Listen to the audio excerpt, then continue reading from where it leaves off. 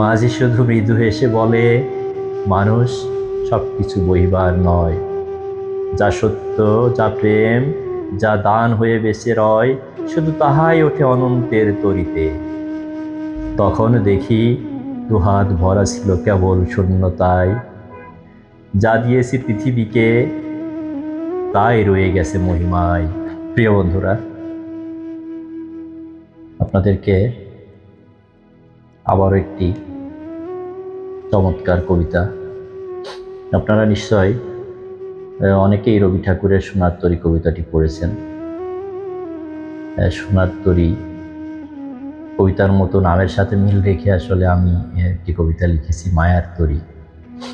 মায়ার তরী কবিতাটা জীবনের বাস্তব গল্প নিয়েই লেখা। প্রতিটি মানুষের জীবন আসলে স্বপ্নের মতো। স্বপ্ন দেখতে দেখতেই হঠাৎ স্বপ্ন ভেঙে যায়। স্বপ্ন ভাঙার পর দেখা যায় আমরা জীবনের শেষ বেলায়। পাওয়া না পাওয়ার গল্পগুলো তখন কেবলই অতীত হয়ে যায়। সেই বিষয়গুলো নিয়েই একটা কবিতা লেখা, আবৃত্তি করছি। কবিতার নাম মায়ার তরী। কবি আমি মোহাম্মদ নাসিরউদ্দিন। সাজের নদী ধীরে ধীরে নামায় রক্তিম পাল, জলরেখায় ভাসে কেবল দিন শেষের জাল। আমি বসে ঘাটের ধারে গুনি জীবনের দেনা, পেছন ফিরে দেখি শুধু হারানো দিনের চেনা। ধান ভরা মাঠ ছিল একদিন হৃদয়েরই মতো, স্বপ্নগুলো শিশির হয়ে ঝরত নীরব রাতে কত। মানুষ এলো মানুষ গেল, মেঘের ভাঙা ভেলা, কেউ বা রেখে গেল ক্ষত, কেউ বা আলোর মেলা। আমি শুধু কাঁধে বয়ে ফিরেছি অব্যক্ত ভার, অশ্রুর ভিতর লুকিয়ে রেখেছি নক্ষত্রের ধার। যে প্রেম ছিল দীপশিখার ঝড়ের কালো ঘরে, সেই আজ ধূপের ধোঁয়ার মতো মিলায় অসীম পারে। হঠাৎ দেখি দূর গগনে ডাকে অদৃশ্য বাঁশি, সময়ের এক সোনার তরী ভাসে উদাসী।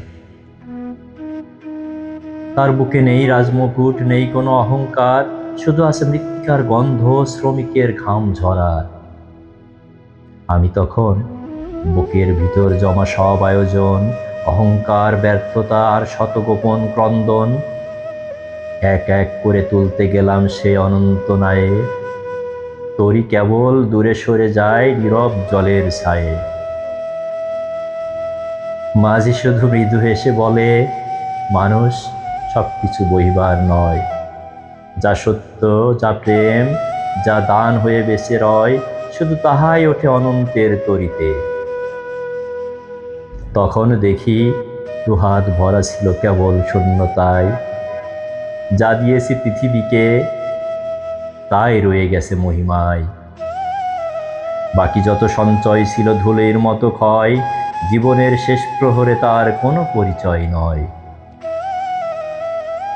নদী তখন গভীর কালো, আকাশে নিঃস্ব নীল, গভীর দূর তারকার চোখে যেন অনাদিকালের ঢিল। আমি শুধু ঘাটে বসে শুনি অন্তরাগের বাণী, মানুষ ক্ষণিক কিন্তু তার ভালোবাসা অম্লানী। তরী ভেসে দূরে চলে যায় অনন্তের পানে, আমি রেখে যাই আমার গান পৃথিবীর টানে। হয়তো কোনো ভোরের শিশির, কোনো কৃষকের মুখে আমারই অশ্রু একদিন জ্বলবে সোনার সুখে। ধন্যবাদ সবাই।